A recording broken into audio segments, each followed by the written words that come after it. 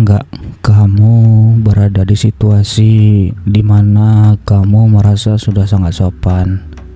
Kamu tersenyum, kamu berbicara halus, kamu bilang maaf, bahkan kamu jaga nada suara sebaik mungkin. Tapi orang di depan kamu justru terlihat dingin, responnya pendek, atau suasananya tiba-tiba jadi canggung. Di kepala kamu mulai muncul pertanyaan, ucapan saya salah ya? Atau saya terlalu kasar tanpa sadar? Atau justru saya kelihatan gak sopan? Padahal kalau dipikir-pikir, dari sudut pandang kamu sudah melakukan semua hal yang selama ini diajarkan sebagai sikap sopan. Nah, disinilah masalahnya mulai muncul. Karena di beberapa negara di dunia, sikap yang kita anggap sopan justru bisa dianggap berlebihan atau tidak tulus, bahkan menghina. Dan kalau kamu tinggal, bekerja, atau berinteraksi lama di negara-negara seperti ini tanpa memahami aturannya, kamu bisa dicap aneh, tidak profesional, atau dalam kasus tertentu tidak bisa dipercaya. Di video ini, kita akan membahas negara-negara di mana kesopanan versi kita justru bisa jadi masalah. Kenapa hal ini bisa terjadi menurut para ahli budaya? Dan yang paling penting, bagaimana cara kita bersikap supaya kamu tidak salah langkah. Selamat datang di segmen Sudut Pandang. Kenapa sopan santun itu tidak selalu dipandang baik? Banyak orang tumbuh dengan satu keyakinan sederhana, kalau kita sopan pasti diterima dimanapun. Tapi kenyataannya tidak sesederhana itu. Menurut penelitian lintas budaya dari Gerd Hofstede, cara manusia memakai sopan santun sangat dipengaruhi oleh beberapa faktor utama, seperti struktur sosial masyarakatnya, sejarah konflik dan trauma kolektif, sistem pendidikan, serta cara suatu budaya memandang kejujuran dan hierarki. Di beberapa negara, sopan berarti menjaga perasaan orang lain, sementara di negara lain, sopan justru berarti jujur tanpa basa-basi. Jadi, ketika kamu menggunakan standar sopan dari budaya kamu sendiri di lingkungan yang aturannya berbeda, niat baik itu berubah menjadi sinyal negatif. Dan sekarang kita masuk ke contoh-contoh nyatanya. Di Jepang misalnya, terlalu sopan bisa terlihat tidak kompeten. Jepang sering disebut sebagai salah satu negara paling sopan di dunia, tapi justru disinilah banyak orang asing paling sering salah paham. Di Jepang, kesopanan itu bukan sekedar kata-kata halus. Kesopanan adalah kemampuan membaca situasi tanpa harus dijelaskan.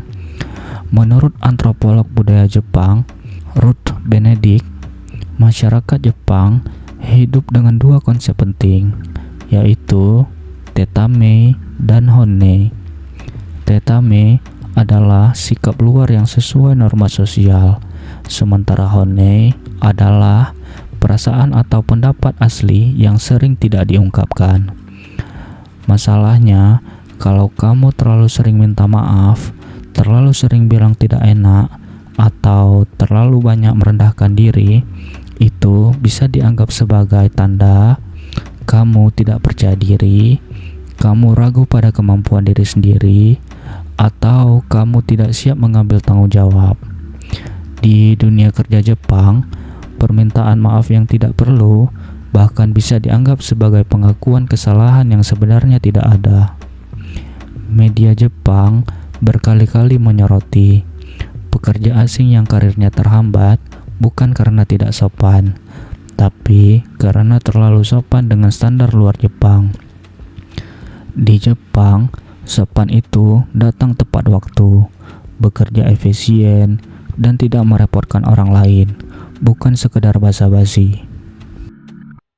Di Jerman, Bahasa terlalu halus bisa dianggap tidak jujur. Kalau kamu terbiasa berbicara penuh pertimbangan kata, di Jerman bisa terasa sangat mengejutkan. Budaya komunikasi di Jerman terkenal sangat langsung. Menurut buku The Culture Map karya Erwin Mayer, orang Jerman menilai kejujuran lebih penting daripada menjaga perasaan. Kalimat seperti, "Mungkin ini bisa dipertimbangkan lagi," bagi orang Jerman bisa terdengar seperti orang ini tidak tahu apa yang dia mau. Bahkan, tersenyum berlebihan saat rapat formal bisa dianggap sebagai tanda tidak serius. Di Jerman, kritik adalah bentuk tanggung jawab.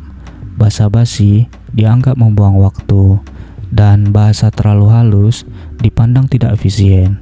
Banyak ekspatriat merasa diserang secara personal, padahal bagi orang Jerman itu hanyalah komunikasi profesional tanpa emosi tambahan. Di Belanda, terlalu santun bisa terkesan tidak setara. Belanda juga terkenal dengan budaya bicara yang sangat lugas. Menurut riset komunikasi antar budaya, di Amsterdam, orang Belanda menghargai kejujuran langsung lebih daripada kata-kata manis. Kalimat seperti, "Maaf mengganggu waktunya, mohon izin sebelumnya, saya hanya ingin bertanya sedikit," jika terlalu sering digunakan, bisa dianggap sebagai tanda bahwa kamu kurang percaya diri, mengulur waktu, atau menempatkan diri lebih rendah. Di Belanda, semua orang dipandang setara. Terlalu sopan justru bisa menciptakan jarak sosial. Di Rusia, senyum tanpa alasan bisa dipertanyakan. Di Rusia, senyum punya makna yang sangat berbeda.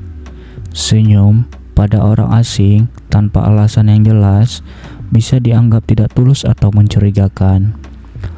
Menurut Russian Academy of Science, dalam budaya Rusia, senyum adalah ekspresi emosi yang nyata, bukan alat sopan santun sosial.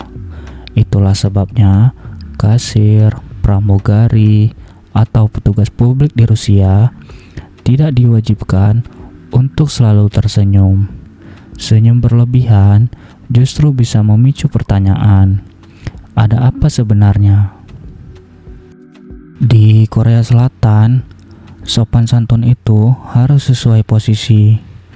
Di Korea Selatan memiliki struktur sosial yang sangat hierarkis. Menurut studi Konfusianisme modern di Asia Timur, kesopanan harus tepat sasaran.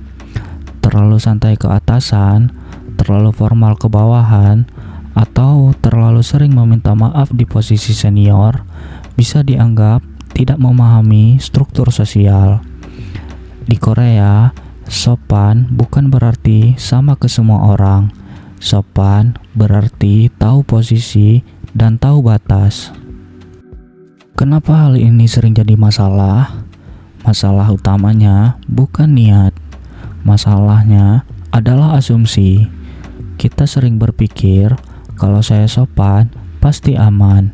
Padahal menurut para ahli komunikasi lintas budaya, yang dinilai bukan niat, melainkan kesesuaian perilaku dan norma lokal.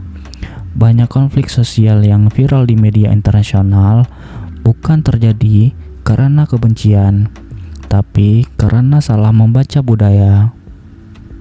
Kesimpulannya, tidak semua di negara menilai sopan dengan cara yang sama. Di beberapa tempat, terlalu sopan bisa terlihat tidak tulus, terlalu halus bisa dianggap tidak jujur, dan terlalu ramah justru menimbulkan kecurigaan. Memahami perbedaan ini bukan berarti kehilangan jati diri, tapi belajar beradaptasi dengan cerdas. Sekarang saya ingin dengar pendapat kamu. Menurut kamu, negara mana yang paling mengejutkan soal budaya dan sopan santun? Atau mungkin kamu pernah mengalaminya sendiri. Sudah merasa sopan, tapi justru dianggap aneh? Tulis pengalamanmu di kolom komentar. Kalau video ini memberi sudut pandang baru buat kamu, jangan lupa like, subscribe, dan bagikan ke orang yang sering berinteraksi lintas budaya. Sampai ketemu di video berikutnya.